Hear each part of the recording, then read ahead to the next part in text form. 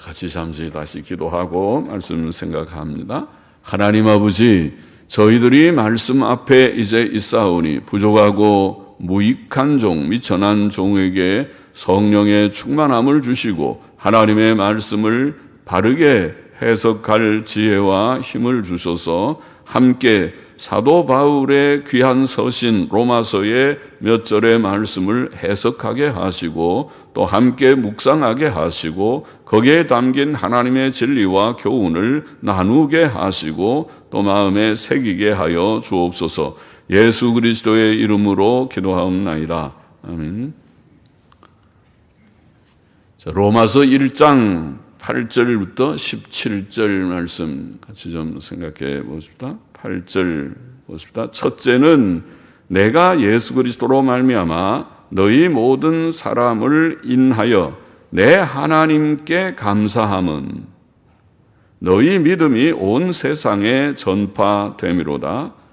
내가 그의 아들의 복음 안에서 내 심령으로 섬기는, 심령은 영이란 말이죠. 내 영으로, 내 심령으로, 내 영으로 섬기는 하나님이 나의 증인이 되시거니와 항상 내 기도에 쉬지 않고 너희를 말하며 어떠하든지 이제 하나님의 뜻 안에서 너희에게로 나아갈 좋은 길 얻기를 구하노라. 그렇게 되어 있습니다.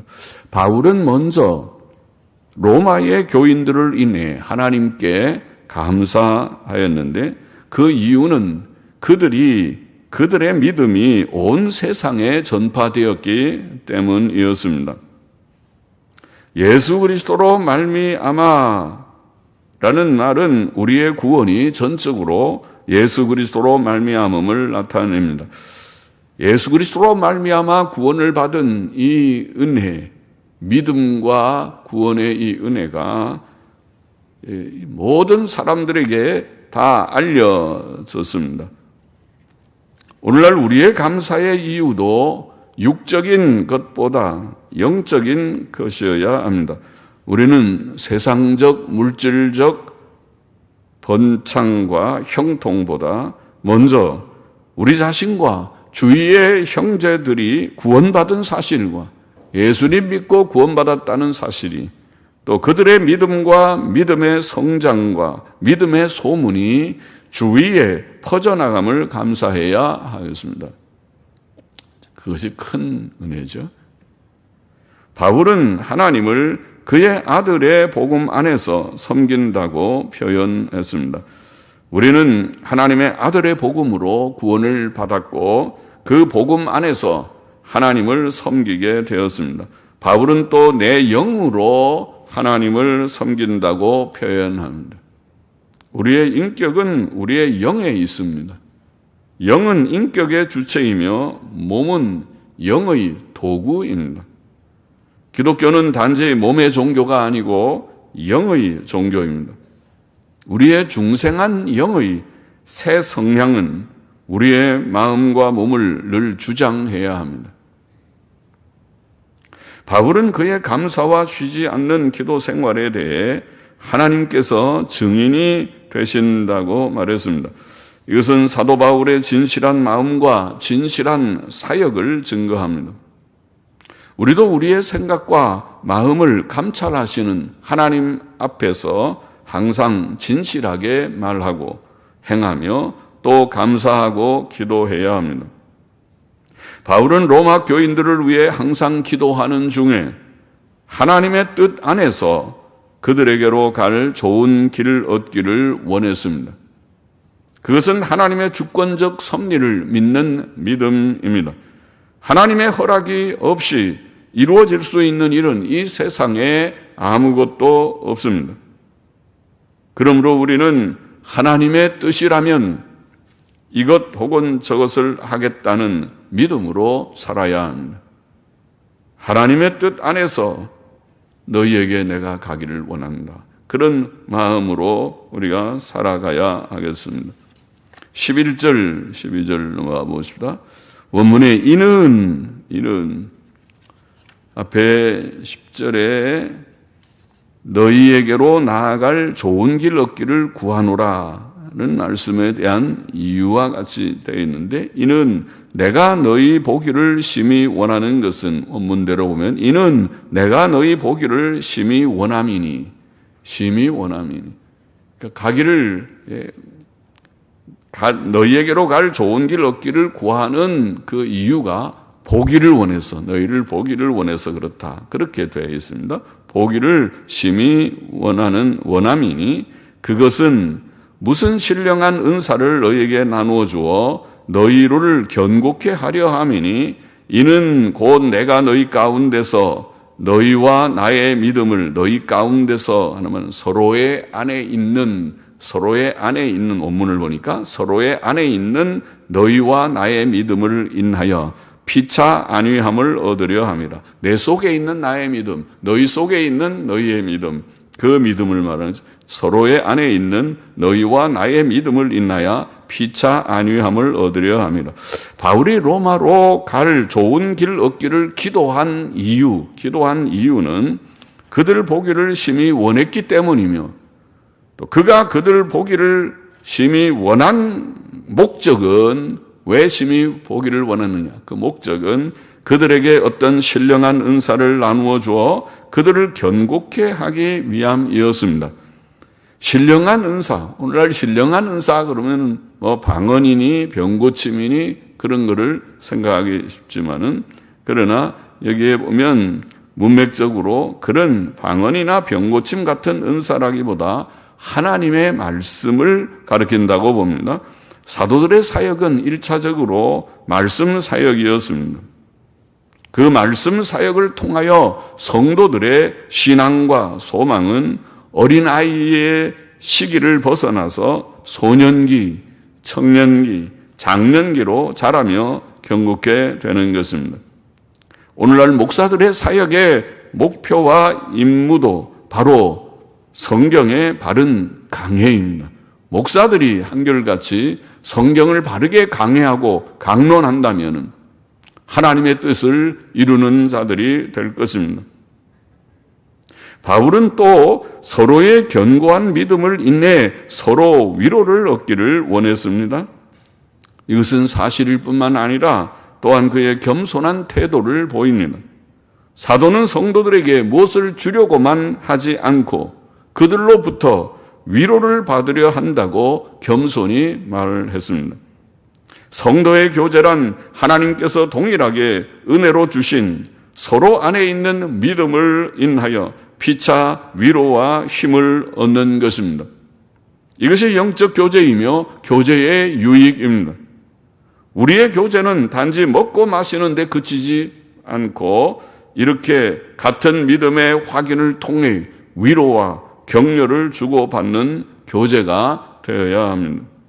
13절 보십시다. 형제들아, 내가 여러 번 너희에게 가고자 한 것을 너희가 모르기를 원치 아니하노니, 이는 너희 중에서도 다른 이방인 중에서와 같이 약간의 열매를, 원문에 보니까 약간의 열매를 맺게 하려 함이로되 지금까지 길이 막혔도다.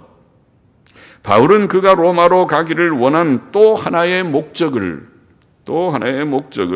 그들 중에서도 다른 이방인들 가운데서와 같이 열매를 맺게 하기 위함이라고 표현합니다.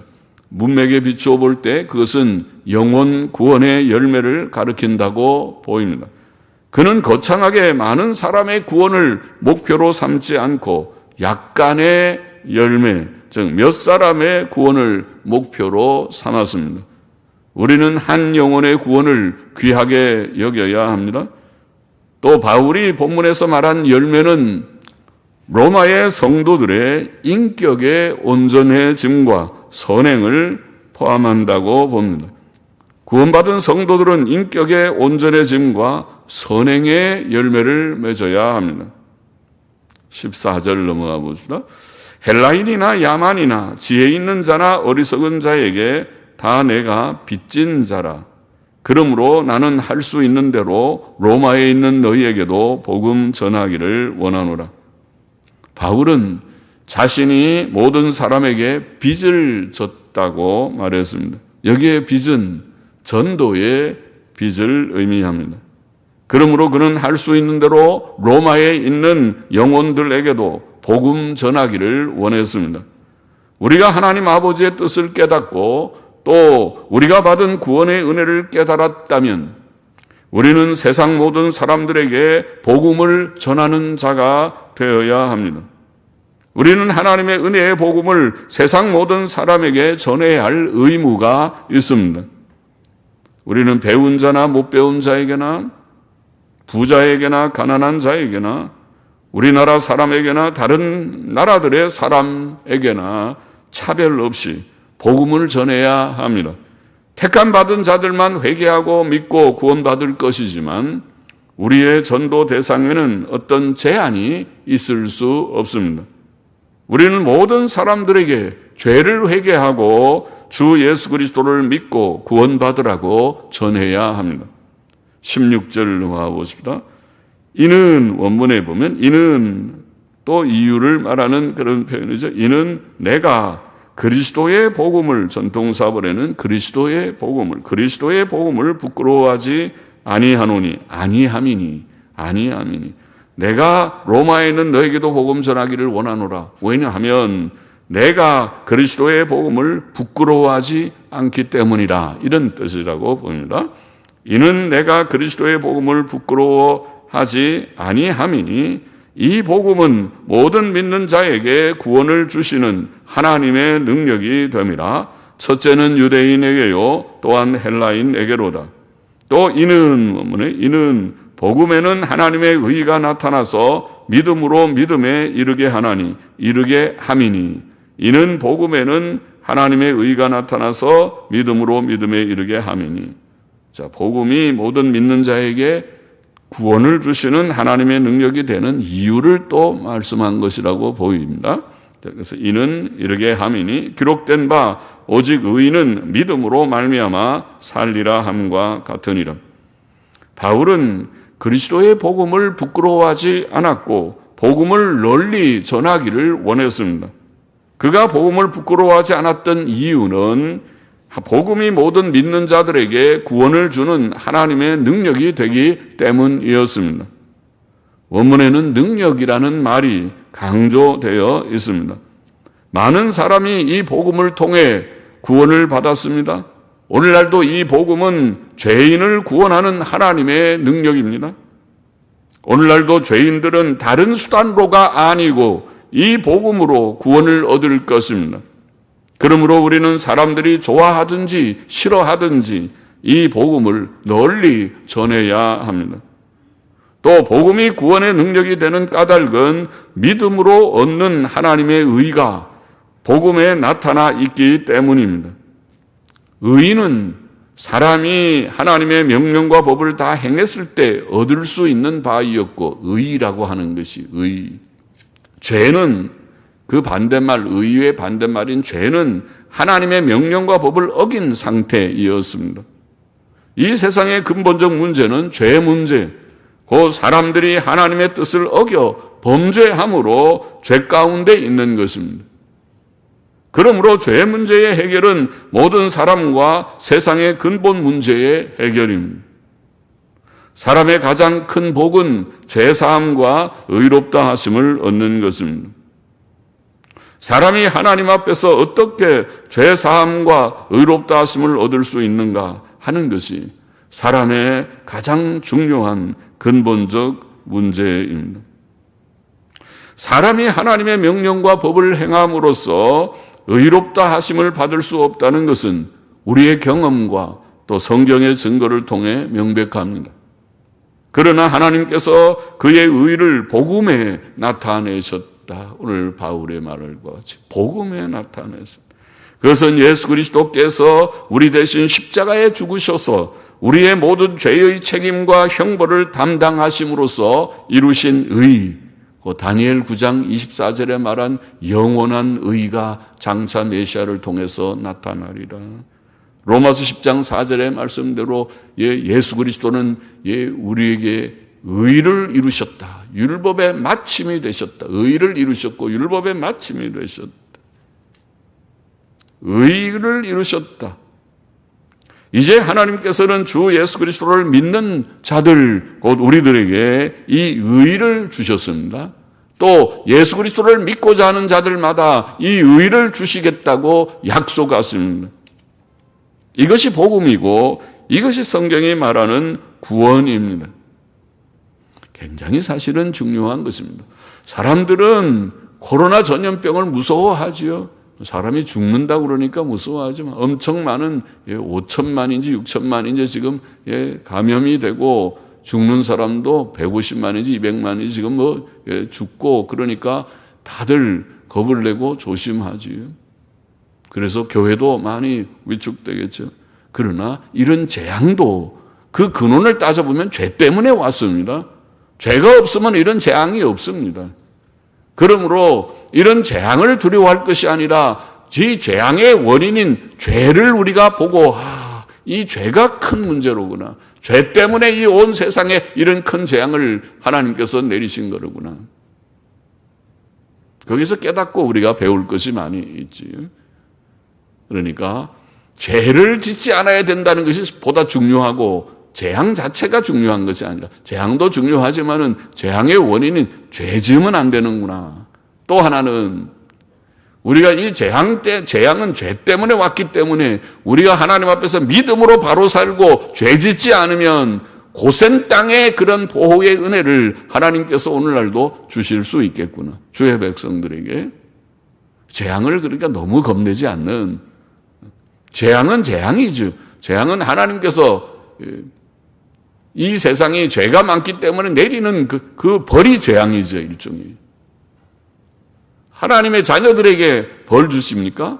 착한 자녀들에게 벌 주시려고 재앙을 내립니까? 그것은 아니라고 믿습니다. 그래서 조심을 하고 우리가 이 재앙의 날에는 더욱 조심도 해야 되지만 너무 겁을 내서 위축될 것도 아니다. 하나님을 바로 알고 재앙의 의미를 바로 이해하는 것도 필요합니다. 본문으로 돌아가서 믿음으로 믿음에 이르게 한다. 이 복음 안에는 하나님의 의가 나타나서 믿음으로 믿음에 이르게 하나니, 믿음으로 믿음에라는 말씀은 처음부터 끝까지, 시작부터 마지막까지 처음부터 믿음으로 믿음에, 처음부터 끝까지 믿음으로라는 뜻이라고 봅니다. 구원은 오직 예수 그리스도를 믿음으로만 받는다라는 뜻입니다. 구원은 오직 예수 그리스도를 믿음으로만 받습니다. 이것이 복음이 하나님의 구원의 능력이 되는 이치입니다. 어떤 큰 죄인이라도 주 예수 그리스도 앞에 나와 그를 구주와 주로 영접하고 믿으면 죄사함과 의롭다 하심의 구원을 얻습니다. 이것이 복음입니다. 그러니까 능력이죠. 큰 죄인에게. 법을 지키세요. 율법을 지켜서 바른 사람 돼서 구원받으세요 하면은 어떤 사람은 꽤 도덕적이고 의지가 강한 사람은 한번 지켜보지 하고 할 수 있을지 몰라도 또 다른 이들은 나는 안 돼. 나는 의지도 약하고 이미 많이 내가 죄를 지었고 나 같은 죄인은 가망이 없어. 구원받을 수 없어. 그리고 포기하고 말 것이에요. 또 혹은 조금 법을 지켜보려고 애쓰다가도 안 돼. 이거 봐. 내가 지키려고 해도 안 되잖아.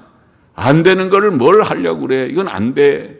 그렇게 포기하고 말 그런 현실 속에 우리들이 다 살고 있는 것입니다. 이것이 인생입니다. 이것이 죄성을 가진 인생입니다.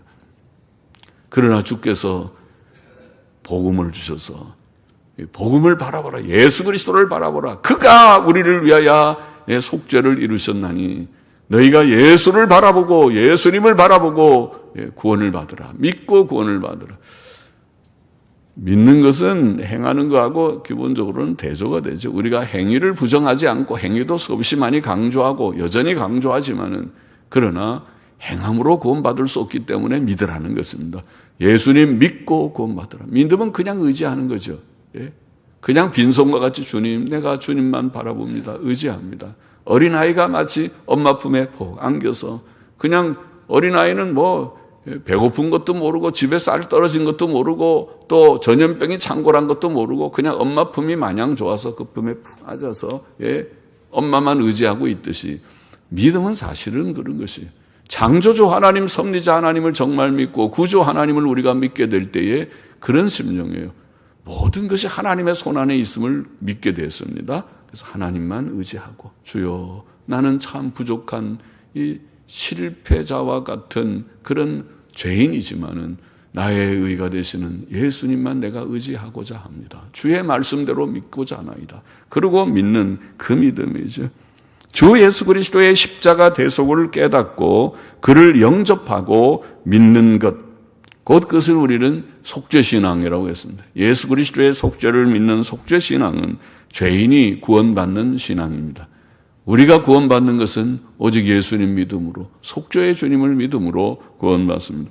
오늘 본문의 교훈을 정리해 보십시다. 사도 바울의 지금 서신의 앞에 서론적인 부분의 내용들 중에 한 부분이지만은, 그러나 오늘 이 본문 속에서도 우리는 많은 교훈들을 여기서 생각할 수 있습니다. 몇 가지만 좀 생각해 보시죠. 첫째로, 바울은 로마로 가서 그 교인들을 견고케 하기를 원했습니다. 11절에 그렇게 말했죠. 11절에 내가 너희 보기를 심히 원하는 것은 무슨 신령한 은사를 너희에게 나누어 주어 너희를 견고케 하려 함이니, 견고케 하기를 원했다. 신령한 은사가 뭡니까? 무엇을 통해서 견고하게 됩니까? 방언과 병고침을 통해서 견고하게 됩니까? 그렇지 않습니다. 예수님은 많은 기적을 행하고 병을 많이 고쳤지만은, 그러나 그 무리들이 예수를 십자가에 못 박으라고 외치는 그런 무리들, 선동받아서 외치는 무리들이 됐습니다. 정말 우리가 변화되는 것은 하나님의 말씀으로 우리의 심령이 중생하고 변화되는 것입니다. 우리의 믿음과 인격은 성경 말씀으로 견고해져야 합니다. 그 교인들을 견고케 하기를 원해서 내가 로마로 가기를 원합니다. 믿음은 말씀에서 나오고 말씀은 영의 양식과 같아서 말씀을 먹을 때에 그것이 우리에게 힘이 되고 생명이 됩니다. 먹지 않으면 죽습니다. 그래서 욥은 일정한 음식보다 하나님의 말씀을 귀히 여겼다고 그렇게 욥기 23장 12절에 고백했습니다. 말씀은 우리의 신앙 지식을 확실하게 하고 누가복음 1장 4절 말씀대로 우리에게 확신을 줍니다. 디모데후서 3장 14절 말씀. 말씀이 우리 속에 거하여 생명이 되고 견고함이 되고 말씀이 우리 속에 풍성히 거하게 될 때에 믿음 생활 바로 하게 됩니다. 우리는 신구약 성경을 통해 우리의 믿음과 인격이 견고해져야 되겠습니다. 믿는 자가 되어야겠습니다.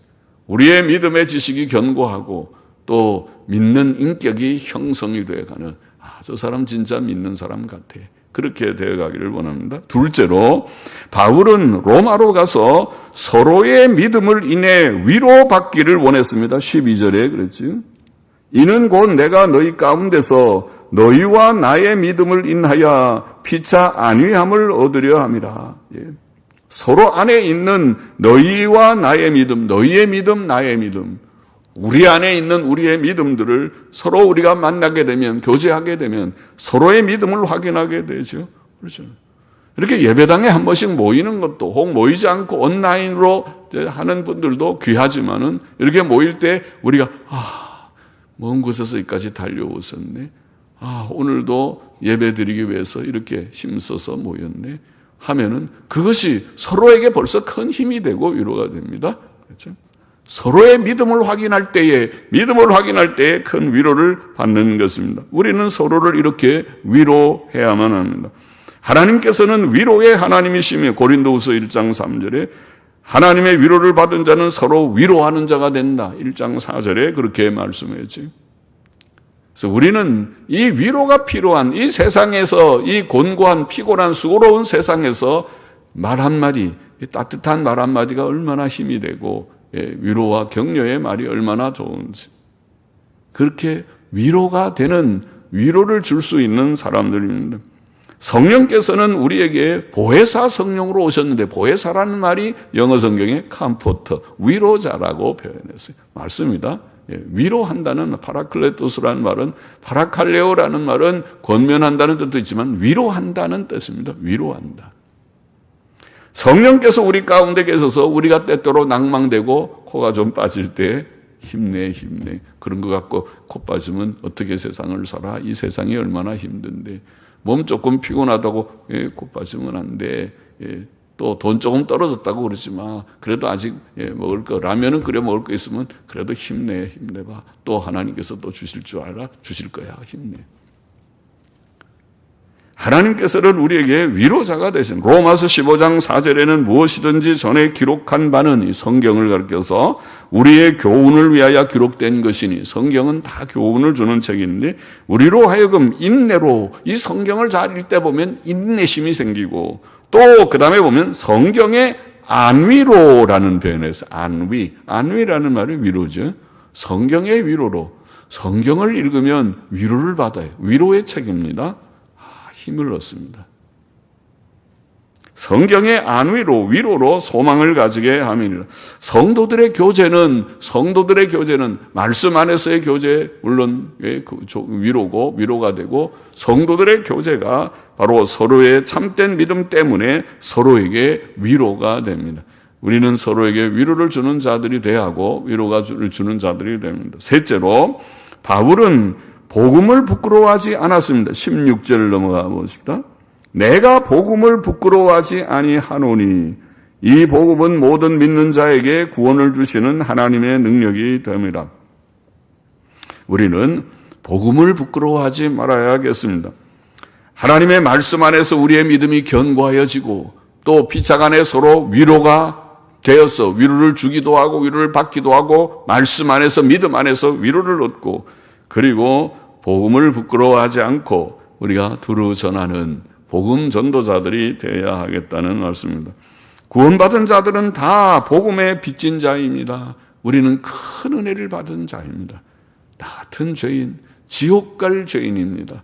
나 같은 죄인, 죄 많은 과거에 부족한 그런 과거의 부족도 없지 않은 우리들입니다. 그러나 하나님께서 과거를 묻지 않고 우리들을 다 품으시고 우리의 옛죄를 씻어주시고 깨끗하게 하시고 이제 하나님의 거룩한 성도가 되며 종들이 되게 하신 것입니다. 바울은 그러므로 나는 할 수 있는 대로 로마에 있는 너희에게도 복음 전하기를 원하노라. 이것이 바울의 심정이었습니다. 어디든지 복음을 전하리라. 내가 복음을 전하는 자로 내 생을, 내 젊음과 생을 드렸노라. 그렇게 바울은 말했습니다. 바울이 복음을 부끄러워하지 않은 것은 그것이 모든 믿는 자에게 구원을 주는 하나님의 능력이기 때문입니다. 이 복음을 전함으로 죄인들이 변해서 복음 믿고 주께로 돌아와 새 사람 되고 새 삶을, 인간다운 삶을 살게 될 것이니 그것이 바울에게는 늘 기쁨이 되고 힘이 됩니다. 복음에는 하나님의 의가 나타나 있고 죄인들은 그 복음 곧 주 예수 그리스도를 믿음으로 죄 사함과 의롭다 하심을 얻습니다. 사람이 구원을 받는 것은 구주 예수 그리스도를 믿음으로써입니다. 오직 믿음으로 구원을 받습니다. 우리의 의는 이것뿐 예수의 피밖에 없네. 찬송가처럼 나의 의는 이것뿐 예수의 피밖에 없네. 찬송가 가사 참 바른 가사라고 생각해요. 그렇죠. 그것이 성경적인 복음의 골자예요. 우리의 의는 이것뿐 예수님의 피밖에 없습니다. 예수께서 이루신 그 의 때문에 오늘 제가 감히 성도가 되고 의인이 되고 하나님의 자녀가 됐습니다. 감사합니다. 이것이 구원입니다. 자, 이 구원을 받은 자마다 이제 다른 사람에게도 내가 한 명의 영혼이라도, 내가 거창한 그런 전도자가 돼서 내가 한번 설교하면 3,000명이 회개하고 돌아오게 하겠다, 그런 거창한 꿈이 아니고 내가 가서 약간의 열매를 너희에게도 맺기를 원하노라. 이런 겸손한 심정으로 복음을 두루 전하고 한 명의 영혼이라도 나로 인하여 구원받는 자가 있기를 기대하는, 이것이 모든 성도의 첫째 사명이어야 하고 또 교회의 첫 번째 사람 사명입니다. 우리가 복음을 전하고 복음을 전해서 영혼을 구원하는 그 일을 하나님께서 기뻐하시고 오늘 본문 속에서 다시 그 교훈을 기억하기를 원합니다. 말씀을 통해서 우리의 심령이 견고해지기를 원합니다. 믿음과 인격이 견고해지기를 원합니다. 우리가 서로 모일 때마다 성도의 교제 속에서 우리가 피차 위로를 받기를 원합니다. 힘을 얻어서 예수 믿는 진실함 믿는 사람이 여기도 있네. 저분도 예수님 진실히 믿었네. 하나님의 은혜네. 또 나도 그렇게 진실히 믿고자 하는데 피차 위로가 되기를 원합니다. 또 우리가 나아가서 우리 주위에서 한 명이라도 복음을 전하는 일에 나도 쓰임을 받기를 원한다. 내가 입을 열어 복음을 전해보리라. 결심하는 우리 모두가 되면 좋겠습니다. 기도하십시다. 하나님 아버지, 부족한 종이 오늘도 말씀을 조금 해석하면서 또 여기에 교훈을 기억하였나이다.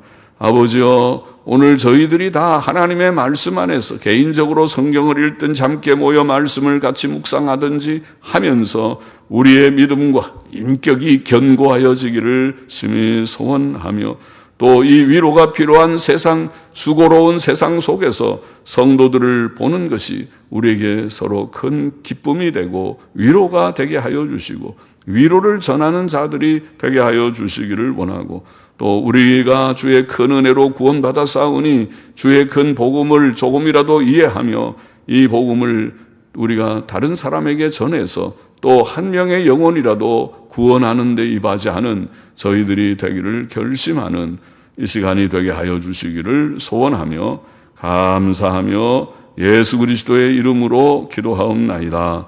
아멘. 아멘. 아멘.